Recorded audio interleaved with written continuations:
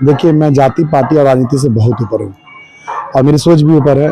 और रही बात नेता क्या सोचते हैं, उससे मेरे को फर्क नहीं पड़ता। बरी का बेटा क्या सोचता है, बरी का भविष्य क्या सोचता है, बरी के लोग क्या सोचते हैं, इस माटी का उत्पन्न बेटा क्या सोचता है, ये फर्क मैं उम्मीद करना चाहता हूँ।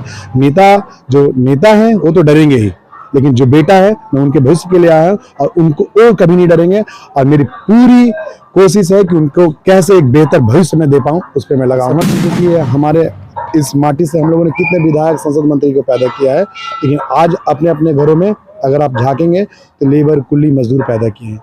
मैंने पढ़ाई के लिए अपनी मिट्टी, अपने घर, अपने आंगन, अपने बूढ़े माता पिता को छोड़ा। कमाई के लिए अपने माता पिता को छोड़ा, अपने आंगन को छोड़ा। मैं नहीं चाहता हूँ कि यहाँ के और कोई बच्चे कल अविनाश बिलोंग करता हूँ, ना मैं बहुत बड़ा कॉर्पोरेट घराना से हूँ, ना ही मेरा उस तरह का कोई बेच रहा है। मैं एक मध्यम वर्गीय परिवार से। आज हमारे यहाँ बच्चों को अगर अफसर बनाना है तो BA MA की पढ़ाई भी हम बढ़िया से, जहाँ पे जिस माटी से मैं बिलोंग करता हूँ चौपारण, वहाँ पे BA MA की पढ़ाई तक अच्छे से नहीं करा। आप देख रहे हैं BK भारत लाइव और मैं अनुज कुमार पांडे। कौन कहता है आसमां में सुराग नहीं होती, एक पत्थर तो तबीयत से उछालो यारों। मैं इसलिए ऐसा कह रहा हूं क्योंकि मैं आपको कुछ ऐसे व्यक्ति से भेंट करना आज जा रहा हूं जो अपने कामों से अपनी पहचान बना लिया है। मैं बात कर रहा हूं अविनाश आर्य चंद्रवंशी की। एक ऐसा नाम जो कम दिनों में हर आम और खास के जुबा पे है। वो केवल अपने कार्यों से इन्होंने अलग अलग तरह के काम किए हैं, जैसे जोड़ों का विवाह हो, पद यात्रा हो, तीर्थाटन हो, कई ऐसे काम जो इन्होंने अपने निजी खर्चे से या कह सकते हैं कि लोगों के सहयोग से करके आज बड़ा कारनामा कर डाला है। देखिए, ये जो अविनाश आर्य है, क्या कुछ इनके मन में चल रहा है, आज मैं जानने का प्रयास करता हूं, पढ़ने का प्रयास करता हूं। सर सबसे पहले आपको ढेर सारी शुभकामनाएं, बहुत सारे सोशल वर्क करने को लेकर। जी धन्यवाद। और आप लोगों को भी आज नवरात्रि के शुभ अवसर पर आज हम लोग माँ के प्रजनन में हैं, तो आप सभी को नवरात्रि की ढेर सारी शुभकामनाएं। और माता रानी से प्रार्थना करते हैं कि आपके जितने भी दर्शक हैं और जितने भी लोग हैं, उन सभी को माता रानी सुरक्षित रखे, उनके उज्जवल भविष्य की कामना। भद्रकाली मंदिर में आज खड़े हैं, क्या कुछ मांगा माता से आपने? देखिए, माता से तो कहा जाता है कि माँ और पिता से कुछ छिपा नहीं होता है, वो तो भगवान है हमारे। उनको सब कुछ पता है कि उनके बच्चे के दिल में क्या है क्या नहीं। लेकिन हाँ, माँ से एक गुहार जरूर लगाता हूँ कि मैं जिस जगह से, जिस माटी से बिलोंग करता हूँ, उस जगह के लोग सुखी संपन्न हो पाए, विकास की ओर अग्रसर हो पाए। यहाँ के जो बच्चे हैं, आज आप देख रहे होंगे, विगत आज़ादी के 80 सालों में हम लोग मतलब आज़ादी के अमृत महोत्सव मना रहे हैं, मतलब 75 साल पार कर गए। जो आज भी विकास की जो एकदम मूलभूत आवश्यकताएं हैं, जैसे आप देख रहे होंगे शिक्षा की संपूर्ण व्यवस्था, रोजगार की संपूर्ण व्यवस्था, वो संपूर्ण व्यवस्था तो आप देख छोड़ दीजिए। मुझे लगता है कि आज हमारे यहाँ बच्चों को अगर अफसर बनाना है तो BA MA की पढ़ाई भी हम बढ़िया से, जहाँ पे जिस माटी से मैं बिलोंग करता हूँ चौपारण, वहाँ पे BA MA की पढ़ाई तक अच्छे से नहीं करवा सकते हैं। मैंने आपको बताया कि चौपारण मेरी माटी है, जन्मभूमि है। और शायद जब भी एक उम्र के बाद जब भी हमारी मृत्यु भी होती है, तो इसी जन्मभूमि में आके मैं इस मिट्टी में मिलूंगा। यह मेरा वजूद है, यही मेरी पहचान है। कमाई के लिए जीरो व्यवस्था है। तो इस माँ से मैं ये प्रार्थना करता हूँ कि माँ इतना शक्ति दे इस बेटे को कि कम से कम अपनी माटी पर पढ़ाई और कमाई की संपूर्ण व्यवस्था कर सके। मैंने आपको बताया कि चौपारण मेरी माटी है, जन्मभूमि है। और शायद जब भी एक उम्र के बाद जब भी हमारी मृत्यु भी होती है, तो इसी जन्मभूमि में आके मैं इस मिट्टी में मिलूंगा। यह मेरा वजूद है, यही मेरी पहचान है। और अपना पहचान, अपने वजूद को मजबूत करने के लिए जिस तरह मैंने अपने जीवन में इस मिट्टी में जो कठिनाइयाँ, जो समस्याओं का सामना किया, जैसे मैंने अभी आपको बोला कि मैंने पढ़ाई के लिए अपनी मिट्टी, अपने घर, अपने आंगन, अपने बूढ़े माता पिता को छोड़ा। कमाई के लिए अपने माता पिता को छोड़ा, अपने आंगन को छोड़ा। मैं नहीं चाहता हूँ कि यहाँ के और कोई बच्चे कल अविनाश आर्य चंद्रवंशी बने और वो भी अपने घर, अपने आंगन को छोड़े। क्योंकि जब कोई बच्चा अपना घर छोड़ता है तो उस बूढ़े माँ बाप से पूछे कि क्या तकलीफ होती है, और उस बच्चे से पूछे कि अपने घर को और आंगन को छोड़ के जब उसको पढ़ाई और कमाई के लिए बाहर जाना पड़ता है तो क्या तकलीफ होती है। मैं इसी उम्मीद के साथ आगे बढ़ रहा हूँ और चल रहा हूँ कि किसी भी तरह जिस माटी ने मुझे जन्म दिया, उस माटी का कर्ज अदा करने के लिए मैं कम से कम यहाँ पर रोजगार संबंधित शिक्षा, कमाई देने वाली खेती और एक पूंजी देने वाली समीकरण के साथ मैं चल रहा हूँ, ताकि पढ़ाई और कमाई की संपूर्ण व्यवस्था, ताकि हमारे यहाँ के जो बच्चे आज पढ़ाई अगर करना है, BA में या कुछ भी आगे की अच्छी पढ़ाई करनी है, तो उसको रांची और हजारीबाग जाना पड़ता है, और जब वो पढ़ लेते हैं तो कमाई के लिए वो दिल्ली और मुंबई के कारखाने में पिसते हैं। आज मेरी पूरी कोशिश है कि अब बरी या फिर इस माटी के आसपास के जो भी बच्चे हैं, जिनके घरों से आज तक, आज समझ लीजिए कि हमारे इस माटी से हम लोगों ने कितने विधायक, संसद मंत्री को पैदा किया है, लेकिन आज अपने अपने घरों में अगर आप झांकेंगे तो लेबर, कुली, मजदूर पैदा किए हैं।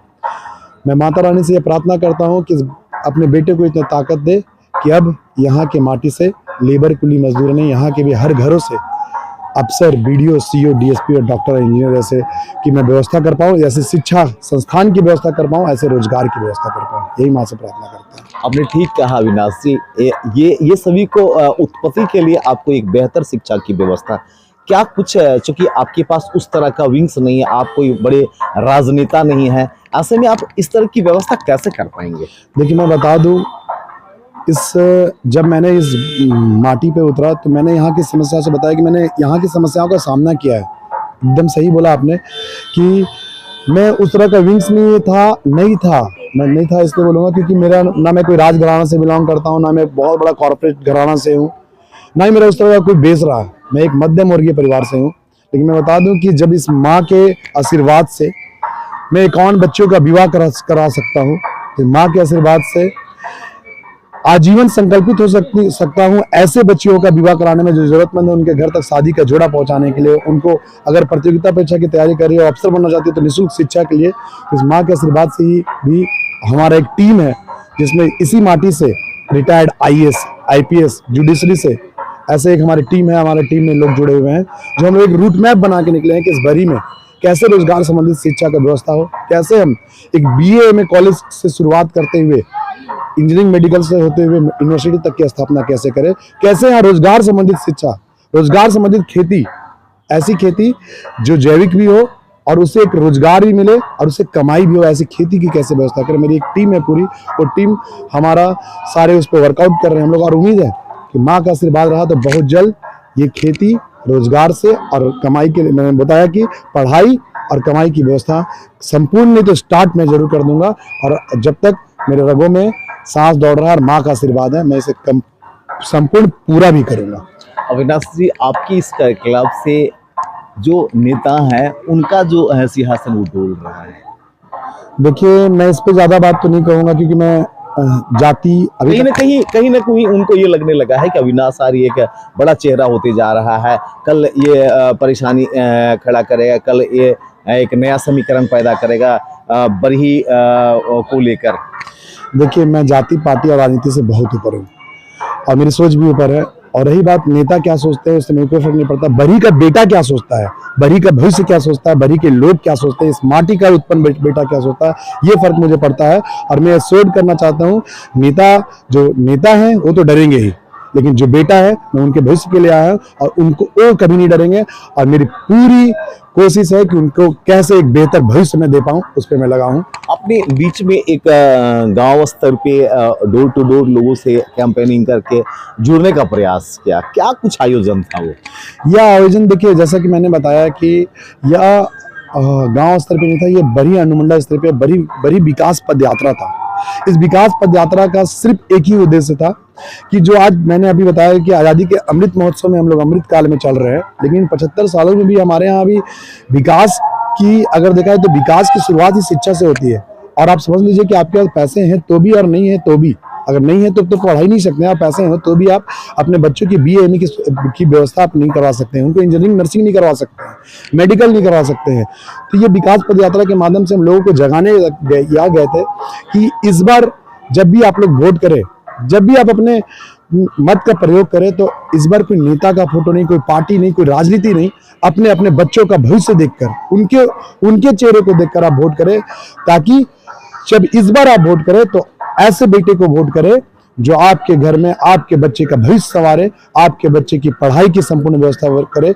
आपके जो बेटे जो दिल्ली और मुंबई और गुजरात के कारखानों में पिस रहे हैं, उनको कारखानों से लेकर आप आए और आपकी मट्टी पे उसकी कमाई की कैसे व्यवस्था करे, वैसे बेटे को वोट करे। वैसे इसी के लिए बड़ी विकास पदयात्रा निकाला गया था, ताकि पदयात्रा के दौरान लोगों के आपके चेहरे में एक बड़े नेता का झलक देखा।